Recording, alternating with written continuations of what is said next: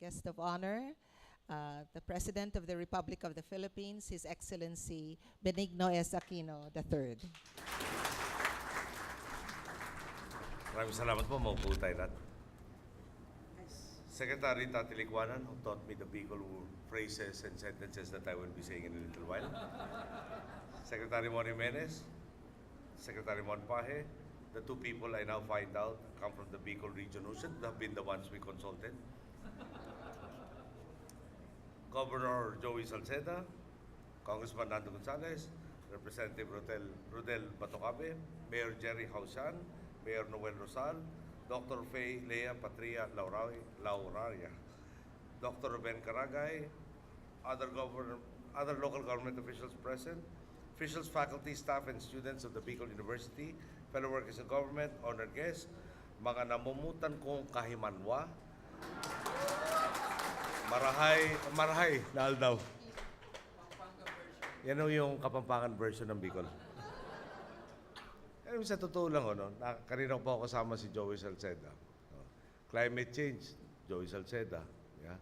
Dito ho sa adaptation, pati na yung mga pamilyang most vulnerable. May unique program naman siya of using the 4Ps towards that end. Yung airport, na improvement na Legazpi papuntang Daraga. Yung para mamili ka na yata ng larangan, nandiyan si Joey Salceda. Including beauty titlists, yung mga outstanding students from both the PNPA and the PMA.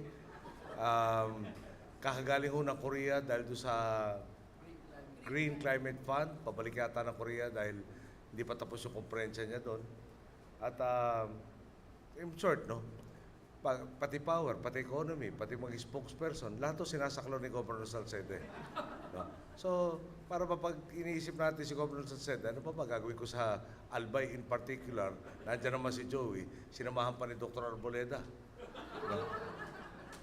Tapos, siyempre, ating Presidente Dr. Lauraria, talagang, di ba, meron na kayong, I think that's a unique program, Doctor of Medicine and a Master in Public Administration.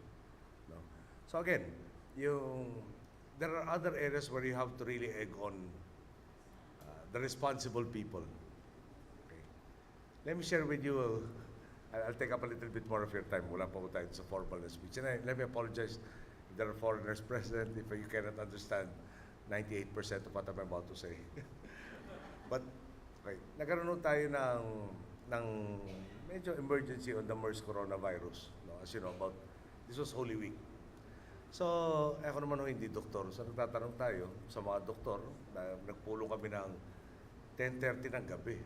Dahil napanood ko sa news yung nakabalik na pasyente, hindi umano'y positive. So, tinatanong ko, piniliwanag, ano ba yung MERS coronavirus? Paano ko ba nakahawa nito? Ano ba ang pag-iingat na dapat gawin? Etc. etc. So, sinabi namin, pag na-expose ka ba, pinapresume na natin infected ka. There's a possibility, sir. Kung infected ka, nakakahawak, parang, so you're sick. No, sir. Sabi ko, teka, you're infected, you're not sick. What are you? Sir, you are healthy until you demonstrate the symptoms. Sabi ko, paano kaya papaliwanag sa tao yun? You're healthy until you become sick. And susunod nun, and you're alive until you die. Yeah? Ano kaya ang dialogue? Parang, this was a true exchange, Because at the end of the day, I was supposed to explain what the emergency was and what we are doing to deal with it. And of course, before I can educate anybody else, I had to be educated myself, especially on something as new as the MERS coronavirus. I will spare you all of the other details. But suffice to say, I normally, when things catch my attention and I call somebody up, there is something that has to be addressed. People, for instance, in the health sector should not be the ones to cause panic, but should be the calming tone, which didn't happen that Wednesday night of Holy Week.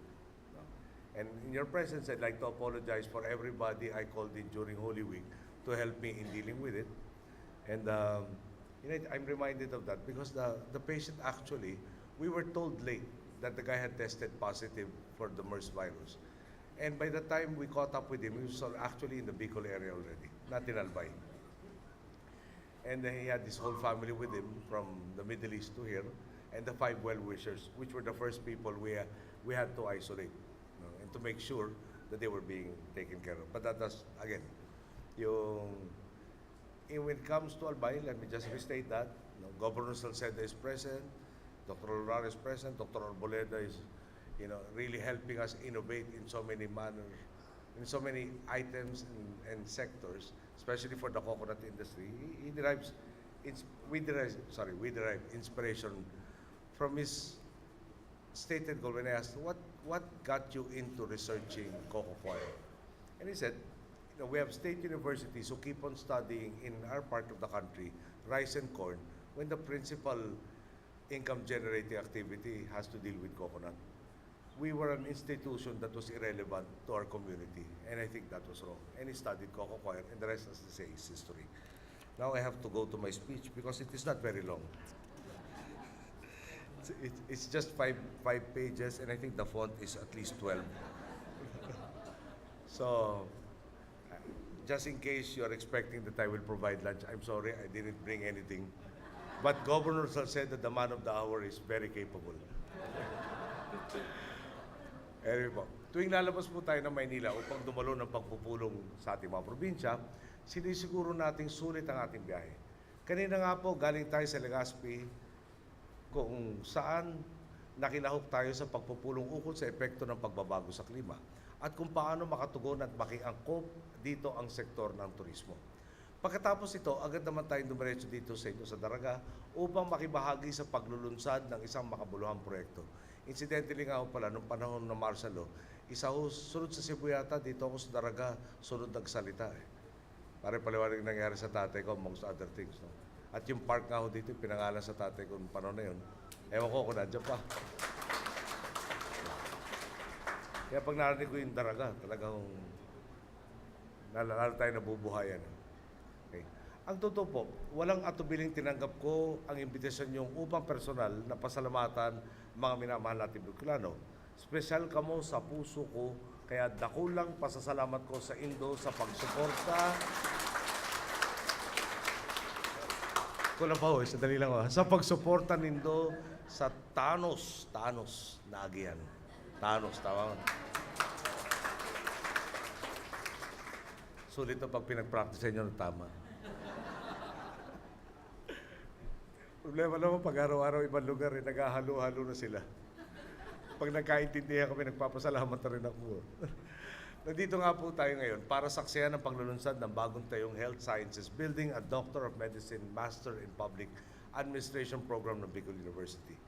Isa na naman itong positibong hakbang kung saan nagtulungan ang ating lokal at pambansang gobyerno, 10 ng ating mga kababayan, na magtayo ng sentro ng karunungan para sa ating kabataan. Alam po nyo, natanong ko rin si Dr. Loraro sa ating nursing program, ilan ang board passers? At ano naman po, simple lang sinabi niya, 100% lang naman. No? Okay. Although, parang last year raw, nag-98 yata, isa lang raw ang hindi nakapasa. Which is in direct contrast to one of the tasks that I asked Dr. Licuana, no? That I put her to task. We said, there are nursing schools who are teaching and who have yet to have a single board passer. Now, I think it's our obligation to start closing all of these schools down so lest they victimize any other family. And Dr. Licuana and CHED has been religiously doing that. Do not allow institutions that do not have the competency to continue victimizing our countrymen. Kaya nga, bakit tumagalo ako dito sa Bicol? Parang dito maraming good news eh. Anyway po, balita ko, ito pa ang unang paaralan para sa medisina sa ilalim ng pangangasiwa ng gobyerno sa buong rehiyon ng Bicol. At ang bonus pa, may katambal pang itong isa pang kurso na Master in Public Administration.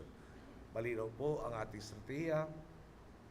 Tinutugunan natin ang mga pangangailangan ng kasalukuyan habang patuloy namang namumuhunan sa kinabukasan. Sa pamamagitan ng mga proyektong talagang nanganganak ng oportunidad para sa ating mga kababayan. Hindi naman natin pag-uusapan yung RH dito. Ibang topic ko yun. Nakita ko lang sa panganganak.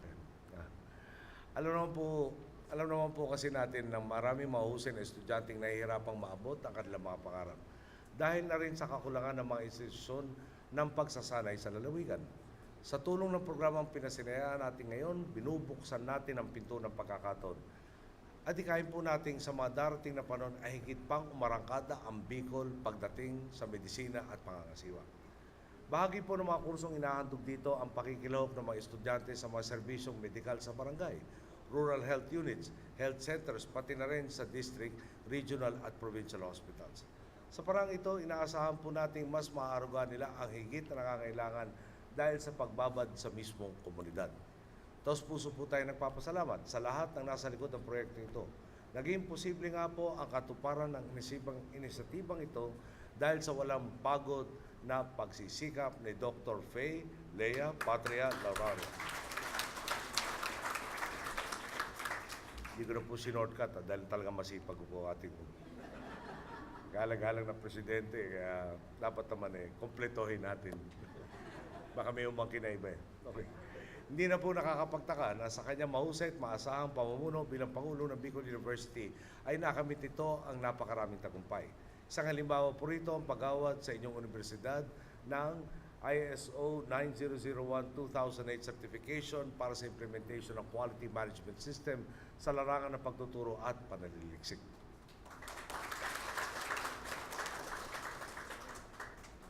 Talaga naman pong world-class ang kahusayan ng Bicol University. Gayun din, nagpapasalamat tayo sa pakipagtulungan ni Chairperson Patricia Licuano ng CHED at Governor Joey Salceda upang makakumpleto ang gusali at higit na magbabantayog ng dekalidad na edukasyon sa institusyong ito. Malinaw po, edukasyon ang isa sa mahaligi ng ating agenda ng pagbabago. At bawat kwadrado pulgada ng gusaling ito ay konkretong patunay sa panata nating iangat ang antas ng edukasyon sa bansa. Ito ang pangunahin nating paraan upang siguruhin na ang pera ng taong bayan ay buwabalik sa kanila. Ipupunla at didiligan ng kaalaman at magbubunga ng oportunidad at kabuhayan. Simula pa lang ang gusaling ito ng ating mga inisyatiba.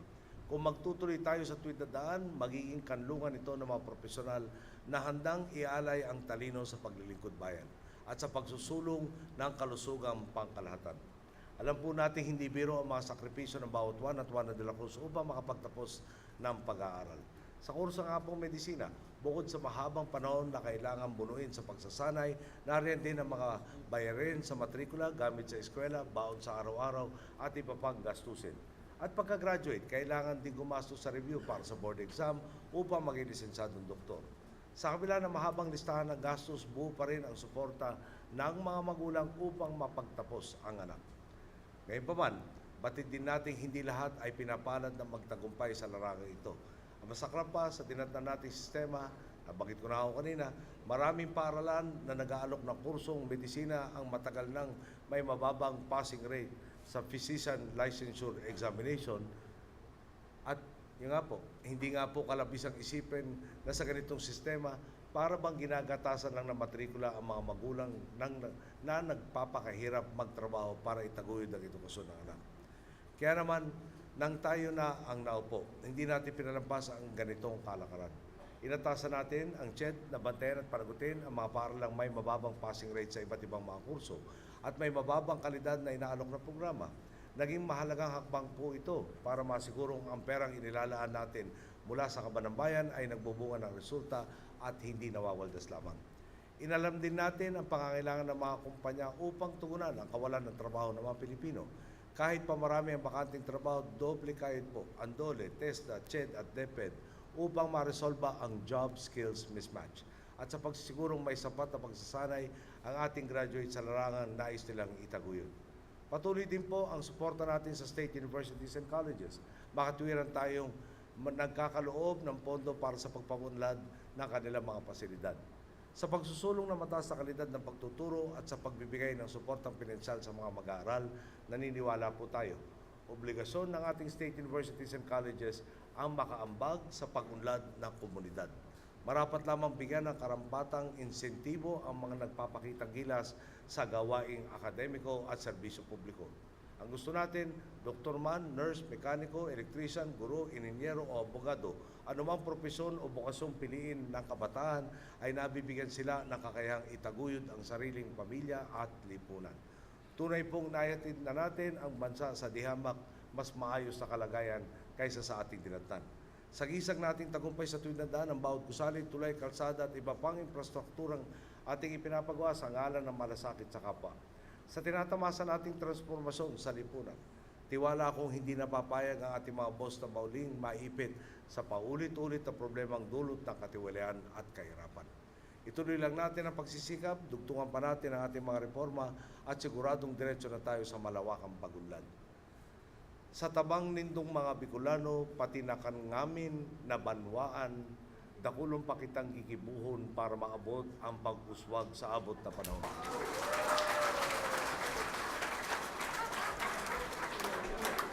Bago po ako magtapos, yan na lang pong bagay. Alam niyo, may mga araw, di ba lahat ng tao, habang buhay ka may problema. Yung kabinete ko, tao naman, may mga araw, lalapit sa akin ng mga problema nila. So minsan, pinulong ko sila, sinabi ko sa inyo, alam niyo, pag wala na tayong problema, yun naman ang magiging problema. Dahil magiging boring. Kaya habang buhay tayo, talagang ganyan ang tadhana natin. Tao tayo, meron tayong problema, dapat nasa pananaw na lang yan. At CBU niya, no, nabanggit ko kay Dr. Lorena kanina, may kausap ako, kahapon may dalawa pa akong meeting eh. Sabi ko, parang linggo ngayon, bakit kaya ako nagmi-meeting? Pero di ba, no? Negosyante po yung isang kausap ko, at sabi niya sa akin eh, nahirapan sila kumuha ng mga accountant. Sabi ko, nahirapan kumuha ng accountant? Parang binanggit yung sweldo na starting, eh halos hindi na ho kami nakakalayo sa sweldo. Siya starting, ako po eh, nandun sa sukdulan nung pwede ko itaas na sweldo sa gobyerno. At wala rin sila makuha. So binanggit ko kay Dr. Loraya kanina. Sagot niya sa akin, meron po kami accounting program. Pero pati kami ho, nahirapan kami kumuha ng accountant. Dahil nagre-review pa lang, kinukuha na raw ng ating mga malalakihang accounting firms. No? At hindi lang ho yung hindi lang yung mga firms, hindi lang accountancy.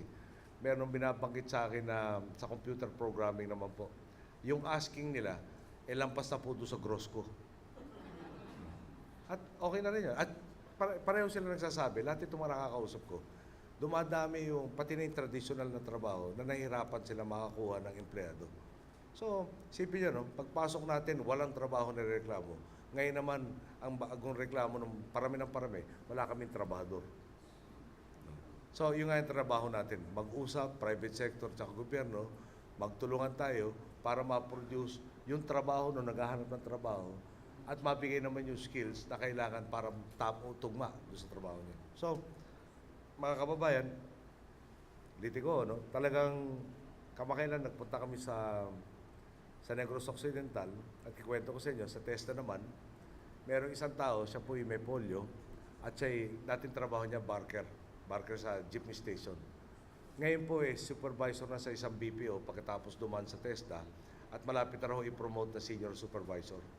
Ngayon ay kwento sa akin ni Joel Villanueva to, tsaka may mga iba pa siyang graduate na binabanggit sa akin. Dahil dati nga ako barker ng jeep, ngayon worse. Pag nagsalita, tinanong ni Joel, something to the effect na, so what countries have you been to? And the guy answered, nowhere, just here. and the guy, gave in, how long is a TESDA program? They gave that opportunity, and that guy has really made a difference in his life. And another story said, kakwentuhan niya, TESDA graduate. And sabi niya, yan yung mga yan, engineer. Kung ano nung mga titulo. Lahat yung mga yan, tawag sa akin, sir. Sabi nung TESDA graduate. Alam naman yung sir, hindi ako nakapagtapos. Pero sila lahat ang tingin sa akin, sir, akong boss nila. So, I guess at the end of the day, my father said at one point, in the darkest hours of martial law, that he is very concentrated on my education and my sister's education. Because he said, one day you might be the most famous individual and most influential, and the following day you're not. You may be the richest individual right now, and tomorrow you're dirt poor. But once you're educated for life, that will be yours. Hence, concentrate on improving that. Of course, the challenge for me then was, when you look at dictatorships and how they are removed, it's normally through violent revolution. So at the point in time when my father was telling me to prepare for my future, I had difficulty believing that there was a future for my generation who had to regain, who had to be siguro the cannon fodder for regaining the democracy that we had lost. So we are determined to provide the same opportunities to all of our countrymen to the maximum of our ability and to keep on increasing the ability to do so for all of them. At the end of the day, I have to remind everybody, none of this is just because of me or Joey Salcedo or the other officials present or even the NGOs. It is our collective action that brought us to the situation that is transforming our society. And we will not regress, especially if we refuse to allow those who would want us to go back to the system that benefited just a few, to the suffering of the many. We will not allow that to happen, and when we are united, it won't happen. Thank you. Good day.